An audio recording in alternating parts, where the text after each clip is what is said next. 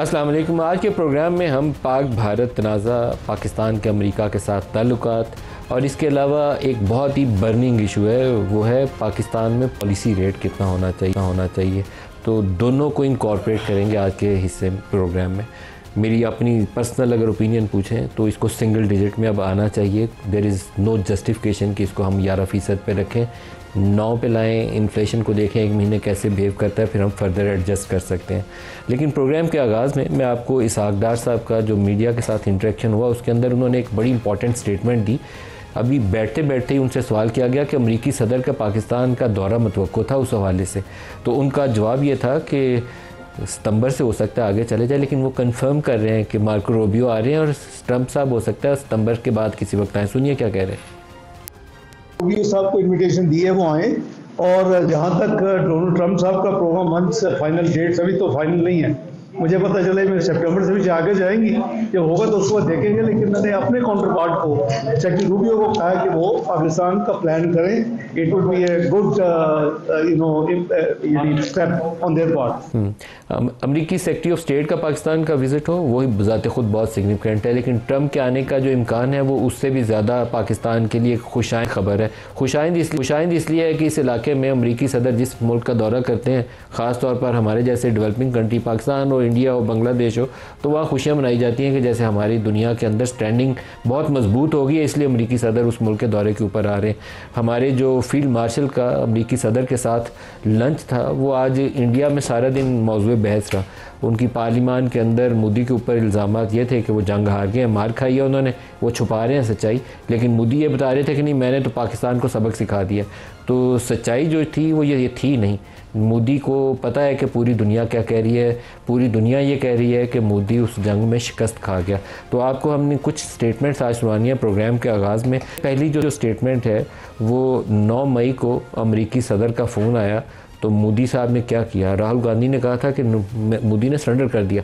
मोदी साहब कहते हैं कि मैं तो घंटा फ़ोन ही नहीं सुना, और ट्रंप साहब कहते हैं कि मैंने कहा रोको जंग, नहीं तो तजारत वारत कुछ नहीं होगी, और इन्होंने जंग रोक दी। राहुल गांधी साहब वो आज ख़ास मूड में थे और उन्होंने नरेंद्र मोदी को सरेंडर के हवाले से सिर्फ एक दफ़ा नहीं, कुछ 10 दफ़ा दोहरा के कहा कि आपने सरेंडर किया। और अमित शाह के साथ भी कम नहीं हुई। अमित शाह से भी अहमद कोई दुनिया का बंदा होगा कि पाकिस्तान ने मेड इन पाकिस्तान चॉकलेट जेब में डाल के भेजी थी कि जाओ भैया चॉकलेट भी खाना और वहाँ बंदे भी मारना, कुछ अकल का काम करें। अमरिंदर सिंह साहब ने तो आज कमाल ही कर दिया। वो राफेल त्यारे की गिरी हुई की तस्वीरें उठा के ले गए, जो हम कहते थे कि हमने त्यारे मार गिराए हैं, उन्होंने तस्वीरें जाके इंडियन पार्लियामेंट के अंदर लहरा दी कि ये हैं वो त्यारे जो पाकिस्तान ने मार गिराए। जो कसर रह गई थी वो पहले ट्रंप साहब ने पूरी की थी, लेकिन आज राहुल गांधी ने इंडियन पार्लियामेंट के अंदर कहा 5 पाकिस्तान ने जहाज़ मार गिराए। आज इस्लामाबाद स्टूडियोज़ में हमारे साथ हैं बिलाल अज़हर कियानी साहब, वज़ीर मुमलकत हैं ख़जाना के। सर बहुत शुक्रिया आप हमें ज्वाइन कर रहे हैं। डॉक्टर गौहर इजाज़ साहब हमारे साथ हैं, साबिक़ निगरान वफाकी वज़ीर हैं। डॉक्टर गौहर इजाज़ साहब आपका भी शुक्रिया।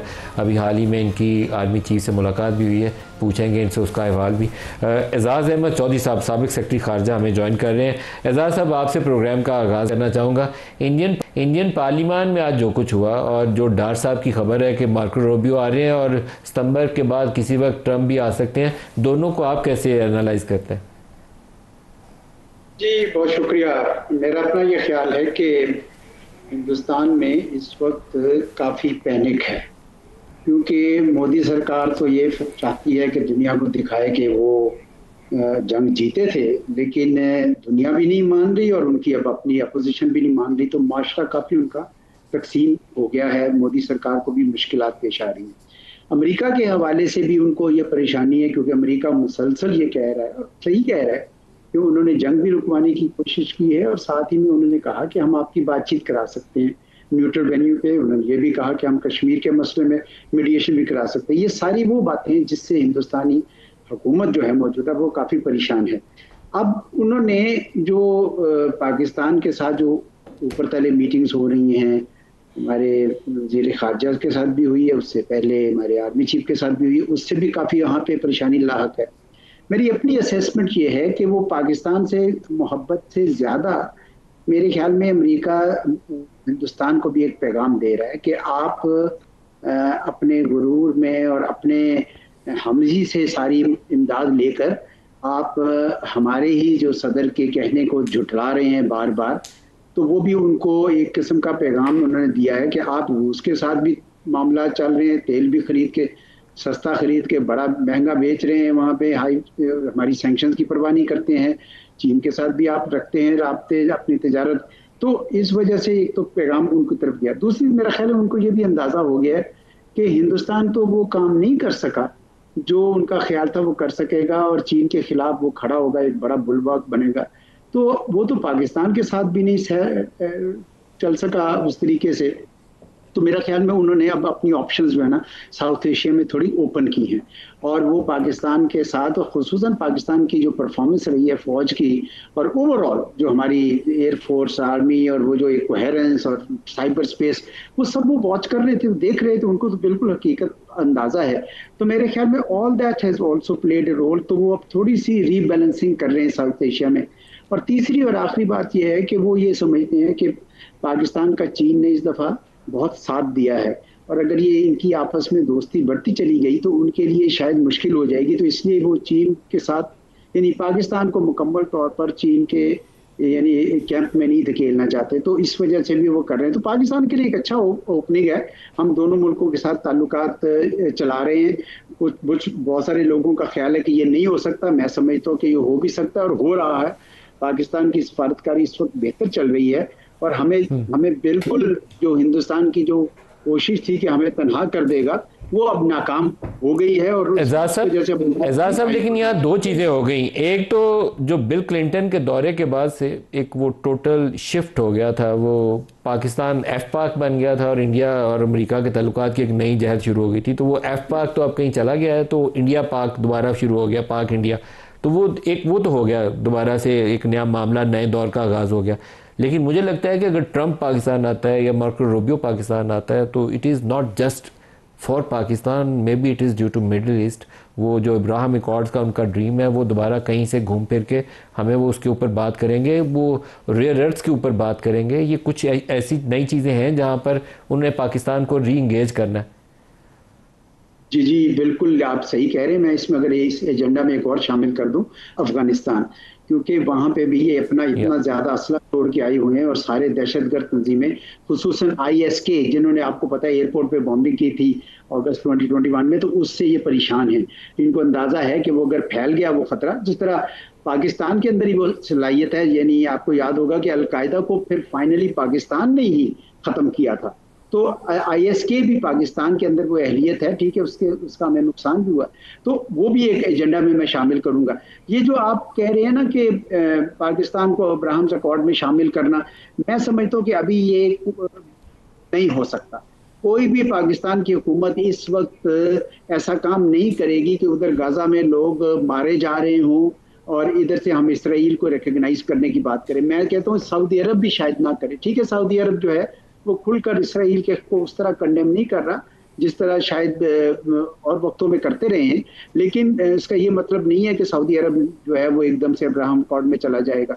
हमारे यहाँ कुछ लोग अभी भी सजेस्ट कर रहे हैं, मेरा नहीं ख्याल ये कोई अच्छा वक्त होगा, हमें इस वक्त इंतजार करना चाहिए। और पाकिस्तान ने आपने देख भी लिया है कि किस तरह इंडो इजरायली नेक्सस जो है वो काम करता रहा है, और हम जो है मेरे ख्याल में अपनी ऑप्शन अभी खुली रखनी चाहिए, एकदम कोई जल्दी में कोई फैसले नहीं करने चाहिए। अगर वो आ भी जाते हैं, अभी यकीनन हमारे जो वहाँ पे आर्मी चीफ भी गए और वज़ीर ख़ारजा भी बातचीत हुई होगी, लेकिन मुझे यकीन है कि हमारे जो लीडरान है, हमारे जो कायदीन है, इन्होंने अपना मौक़िफ़ जो है पाकिस्तान का सामने रखा होगा और अच्छे सुलझे अंदाज में। और अगर आप फर्मली अपनी बात करें तो अगले लोग भी जो हैं वो आपकी मेरे ख्याल में बात की कदर करते हैं।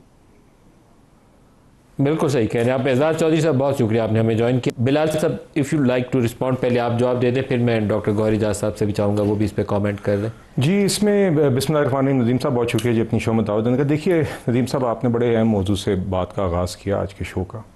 देखिए इस बात में तो कोई शक नहीं है कि जो जंग अभी हमने जीती है, अल्हम्दुलिल्लाह, ये जो फ़तह अल्लाह ताला ने हमें नसीब की है, और उसमें आई थिंक मिलिट्री फ्रंट पे तो यकीनन, मगर डिप्लोमेटिक फ्रंट पे और इवन इंफॉर्मेशन फ्रंट पे जंग के दौरान पूरी रियासत ने जिस तरीके से पॉलिटिकल, मिलिट्री, प्राइमरली पॉलिटिकल, आपकी प्राइम मिनिस्टर साहब, फील्ड मार्शल साहब, मीडिया का जो किरदार रहा, कोई हाइपर बोल नहीं था उन दिनों में, बड़ी संजीदगी से बड़ी फैक्ट बेस्ड रिपोर्टिंग हुई।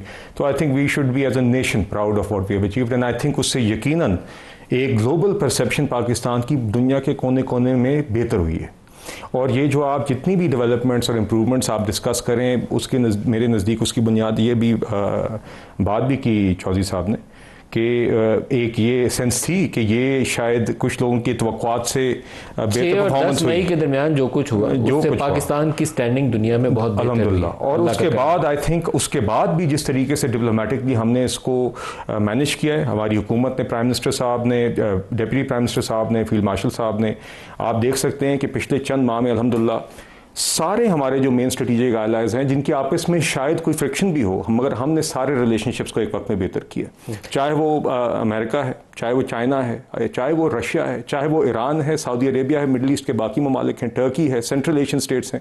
इन सब जगहों पे आपको एक वक्त में हमारे ताल्लुकात, हमारी जो पार्टनरशिप्स हैं उनको बेहतर होते हुए, स्ट्रेंथन होते हुए नज़र आ रहा है। डॉक्टर गौहर इजाज़ साहब को शामिल कर लें। गौहर इजाज़ साहब, आपकी फील्ड मार्शल साहब से मुलाकात हुई थी, बहुत सारे आपने इकॉनमी के भी इशूज़ डिस्कस किए होंगे, और वहाँ यकीनन ये 6 और 10 मई और अमेरिका के, अगर मुझे मालूम नहीं कोई जिक्र आया नहीं आया, लेकिन मैं आपकी ज़बानी सुनना भी चाहूँगा और आपकी अपनी राय भी जानना चाहूँगा। जी, अस्सलाम वालेकुम Nadeem, thank you very much. जी अस्सलाम वालेकुम। जो आज की नदीम आज की जो डिस्कशन है, आई थिंक पाकिस्तान की, आई वुड से जो है वो हम कंपेटिटिवनेस की बात कर रहे हैं कि आज 2 साल से हमने पाकिस्तान को जो है वो एक स्टेबिलिटी मोड में डाल दिया, और अल्हम्दुलिल्लाह पाकिस्तान की गवर्नमेंट ने, पाकिस्तान की इस्टेब्लिशमेंट ने, पाकिस्तान की आवाम ने, और स्पेशली हमारे ओवरसीज़ पाकिस्तानीज़ ने इसमें बहुत बड़ा रोल अदा किया कि जो है रिकॉर्ड आपने देखा रेमिटेंसेस आई हैं, जिसकी वजह से हमारा करंट अकाउंट जो है वो सरप्लस आया।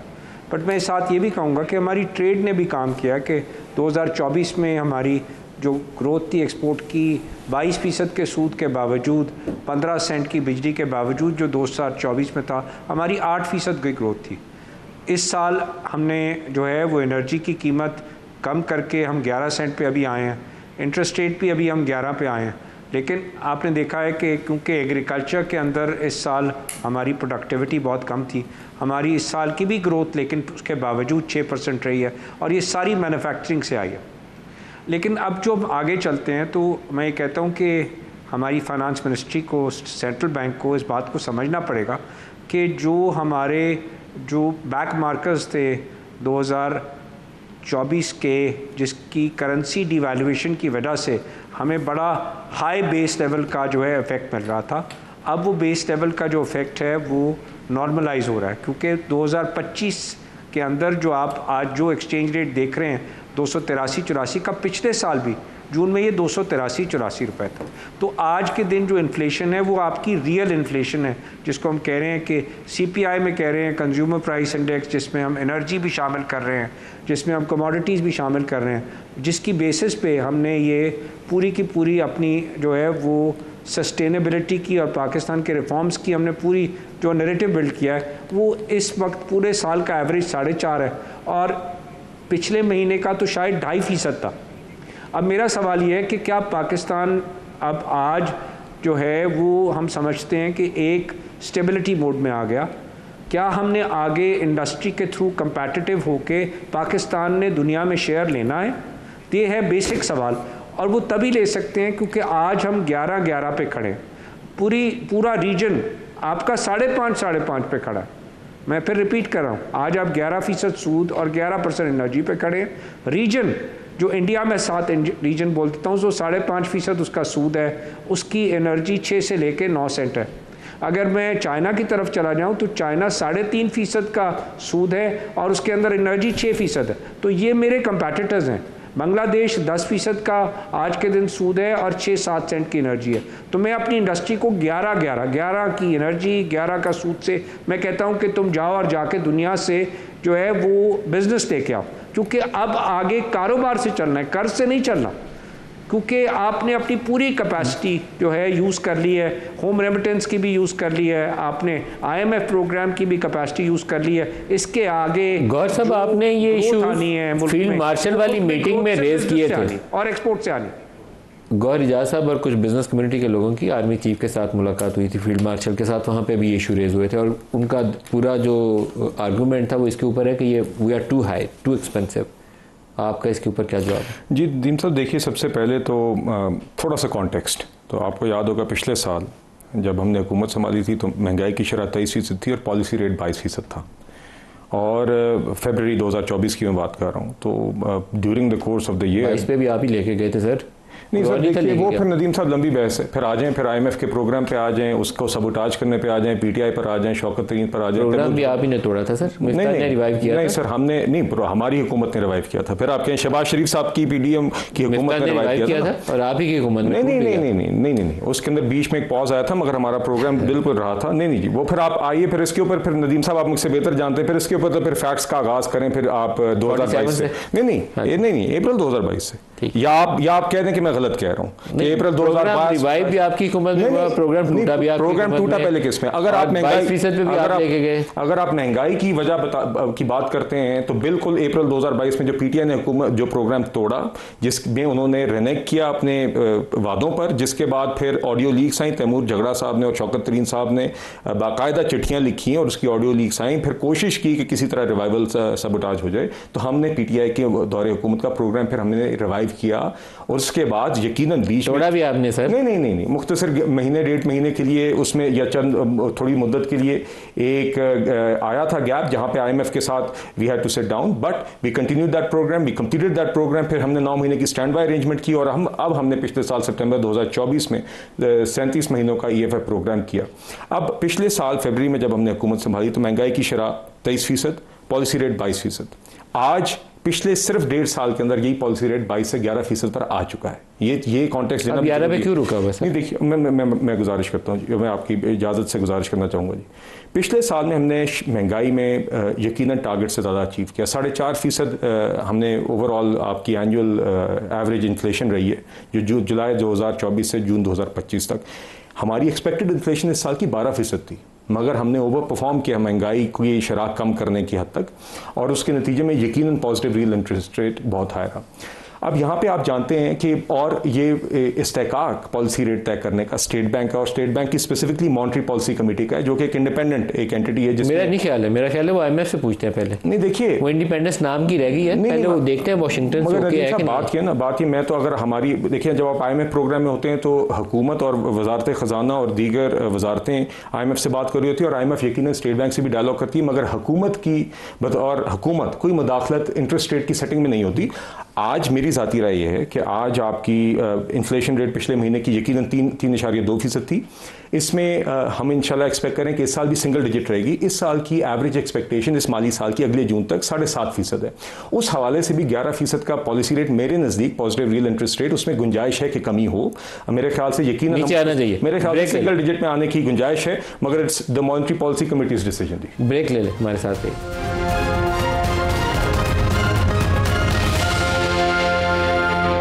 प्रोग्राम में दोबारा खुशामदीद कहते हैं। गौहर इजाज़ साहब, दोबारा आपकी तरफ आ रहा हूँ। आपको पहले आवाज़ हमारी कुछ बेहतर नहीं आ रही थी। मेरा सवाल ये था कि जब आप फील्ड मार्शल से मिल रहे थे चंद रोज़ पहले बिजनेस लीडर्स के साथ, तो वहाँ पे भी इशूज़ सामने आए, आपने पॉइंट ऑफ व्यू सामने रखा, तो चीफ का क्या रद्द-ए-अमल था? क्या उन्होंने अपना नुक्ता नज़र क्या दिया?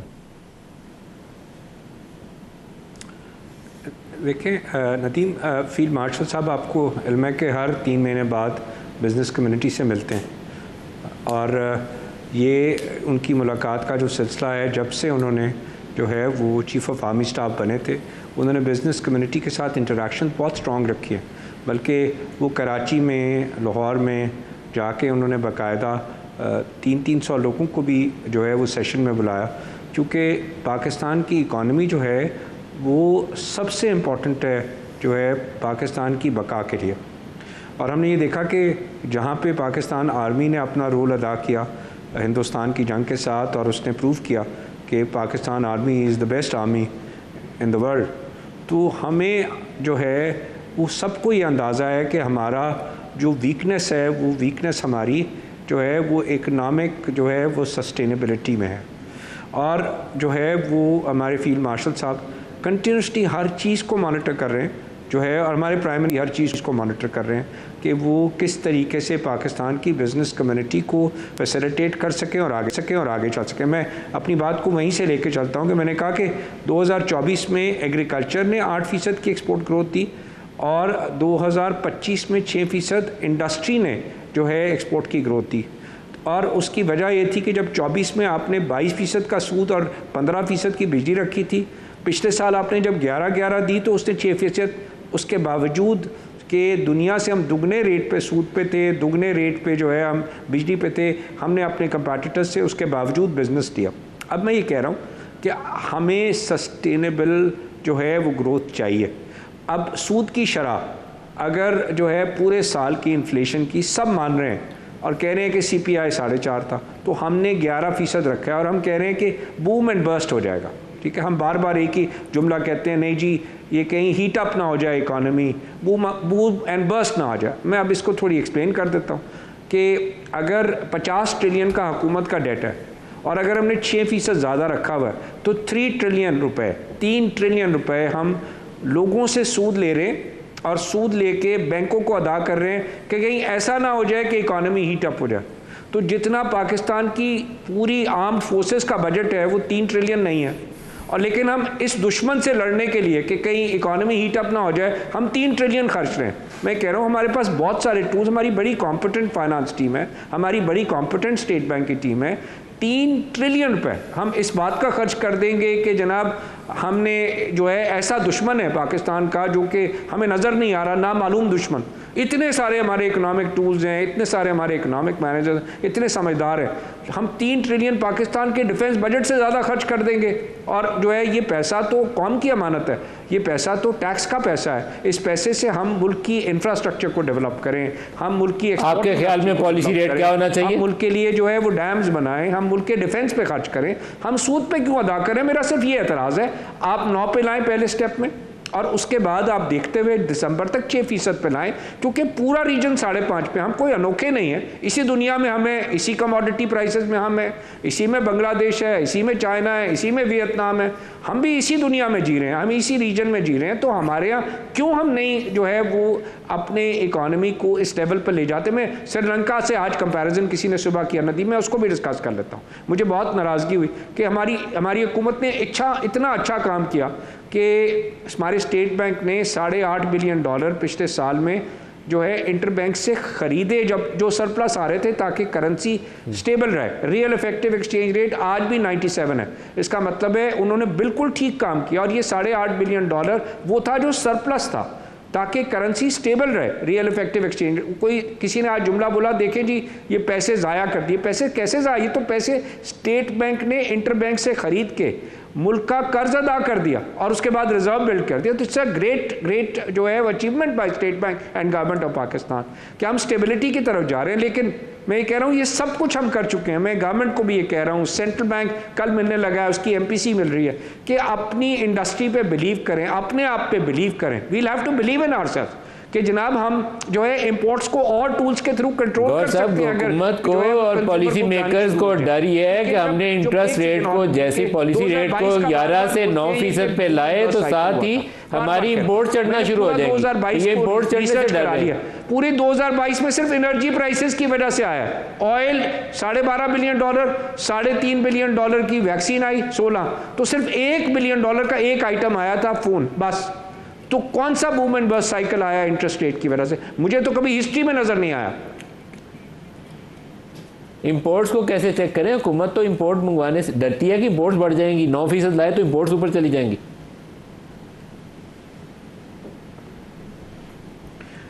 नदीम, इंपोर्ट जो है वो पिछले साल $60 बिलियन की हुई। ठीक है, हमारे पास 32 बिलियन की एक्सपोर्ट आई, 38 बिलियन की हमारे पास रेमिटेंस आई। हमारे पास 70 था, $10 बिलियन हमारे पास यहाँ पे भी सरप्लस था।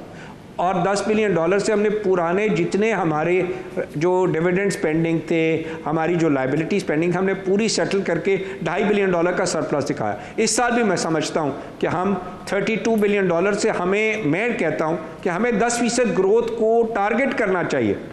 तो हम 35 पे चले जाएंगे और अगर हमारी ये सस्टेन भी कर जाती है $38 बिलियन पे, तो हम अगले साल 73-74 बिलियन डॉलर, हम अगले साल भी इंशाल्लाह सरप्लस पे होंगे। हमारे पास इंपोर्ट बेयर मिनिमम है। ये जब 2022 में इंपोर्ट हुई थी, जब 7% का सूद था, जो बार बार ये लोग कहते हैं, आप रिपोर्ट उठा के देख तो ले, मेरी ट्वीट में पूरी डिटेल मौजूद है 2022 की। $12.5 बिलियन का तेल एक्स्ट्रा कीमत अदा की थी हमने, तेल और गैस की, और $3 बिलियन की वैक्सीन आई थी। तो सूद की वजह से कौन सी कंज्यूमर गुड्स आई थी? कोई ऐसी चीज नहीं थी जिसकी वजह से हम डर रहे हैं कि इकोनॉमी। बिलाल साहब, आपको इसका जवाब देना है। उन्होंने केस सही बिल्ड किया, आप बताएं। अब तो उन्होंने केस पूरा बना दिया कि आपको पॉलिसी रेट नीचे लेकर आना है, इंपोर्ट से आप ऐसे डर रहे हैं। नदीम साहब, दो बातें हैं जी। सबसे पहले तो मैं आपको पहले भी शो से ब्रेक से पहले गुजारिश की है, एक तो हुकूमत का ये फैसला नहीं है, ये फैसला स्टेट बैंक और मॉनेटरी पॉलिसी कमेटी का है, और मेरी ज़ाती राय यही है, मगर ये मेरी ज़ाती राय है और इसको एम्फोसाइज़ करना बड़ा ज़रूरी है, क्योंकि हुकूमत की कोई मुदाखलत नहीं होती पॉलिसी रेट की सेटिंग में, कि गुंजाइश है। मेरा ख्याल है, मैं परहैप्स माई व्यू में be not as aggressive may not be my view on it may not be as ambitious in terms of the rate cut as गौर साहब, मगर मेरे ख्याल से अगर हम इस साल की इन्फ्लेशन, आइंदा इस मौजूदा रवा माली साल की inflation, expected inflation rate average को 7.5% को भी मद्देनजर रखें, तो उसको भी मद्देनजर रख के मेरे ख्याल से गुंजाइश है। Even if you are very conservative in setting the rate, I think 11% से नीचे लाने की गुंजाइश है। देखिए, हुकूमत को तो रेट कट से फायदा 11 से 9 में आना चाहिए जी। आपको सारा पैसा टैक्स का इकट्ठा करना है, मगर मैं आपसे इत्तफाक कर रहा हूँ कि उसमें कटौती की मेरी ज़ाती राय में गुंजाइश है, और उसका तो हुकूमत को फ़ायदा होता है। मैं आपको एक मुख्तसर 3 नंबर पेश कर देता हूँ। पिछले साल जून में जब हमने बजट पेश किया, जून 2024 में, तो हमने जो हुकूमत का सबसे बड़ा खर्चा है या एक्सपेंस है, वो इंटरेस्ट एक्सपेंस है। पिछले साल 9700 अरब रुपए का बजट था सिर्फ इंटरेस्ट एक्सपेंस का। हमने क्योंकि इन्फ्लेशन में ओवर अचीव किया, पॉलिसी रेट 22 से 11% आया, तो हमारा एक्चुअल खर्चा जो है वो 9700 के बजाय 8900 बिलियन रुपीस पर आया। और इस साल हमने इंटरेस्ट एक्सपेंस का बजट में 8200 बिलियन रुपये रखा है। तो पॉलिसी रेट के कम होने की वजह से, अमंगस्ट अदर फैक्टर्स, पर प्राइमरली पॉलिसी रेट के कम होने की वजह से हमारे पास तो 1500 अरब रुपए बचे हैं। हम तो यकीनन हुकूमती अखराजात की वजह से हमेशा बेहतर होता है कि जब 1% पॉइंट रिडक्शन जो है वो तकरीबन कितना आपको बचाती है? सर, आप इसी से हिसाब लगा लें। अभी अब 11% अगर कटौती हुई है तो 1500 अरब रुपए बजट में कमी आई है, तो आप 1 to 1.5 का उस हिसाब से अगर रेशियो लगा लें। But exact working I will have to do, but what I am saying is government तो हमेशा फेडरल फाइनेंसेस से चाहती है कि उसमें कटौती आए, मगर यकीनन इन्फ्लेशन ग्रोथ दोनों का बैलेंस रखना होता है। मेरी ज़ाती राय में यकीनन गुंजाइश है कटौती की, but let's see what the monetary policy committee does. अच्छा गौर इजाज साहब, जो बिजली की कीमतें कम करने के हवाले से आपने बड़ी कोशिश की थी, ज़ाती तौर पर आपने काफ़ी उस पर वर्किंग भी की, मीटिंग्स भी की, कुछ उसमें हुआ भी, कुछ IPPs को काबू भी किया गया। अभी भी आपकी लेकिन है कि रीजन से हम बहुत महंगे हैं, तो इसको फर्दर कट करने के लिए क्या करना चाहिए?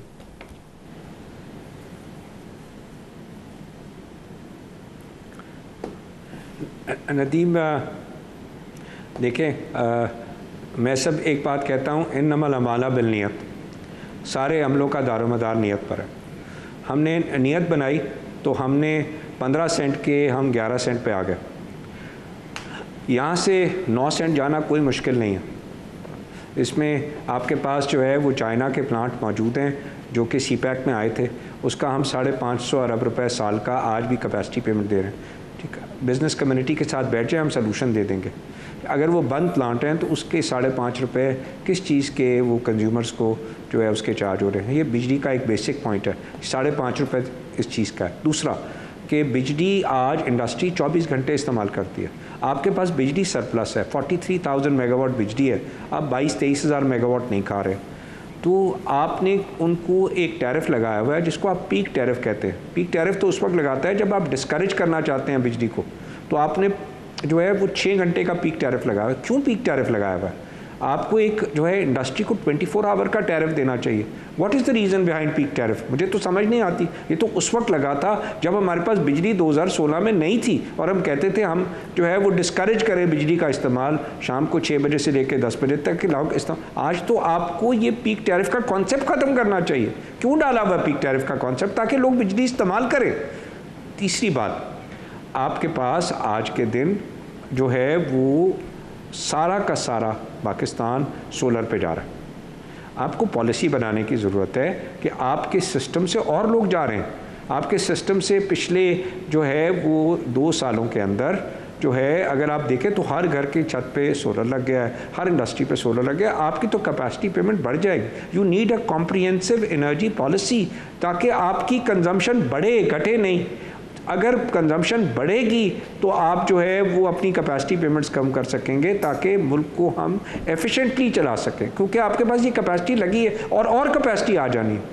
लास्ट पॉइंट मेरा इसमें आज के दिन सबसे इम्पॉर्टेंट जो है वो है मॉनेटरी पॉलिसी।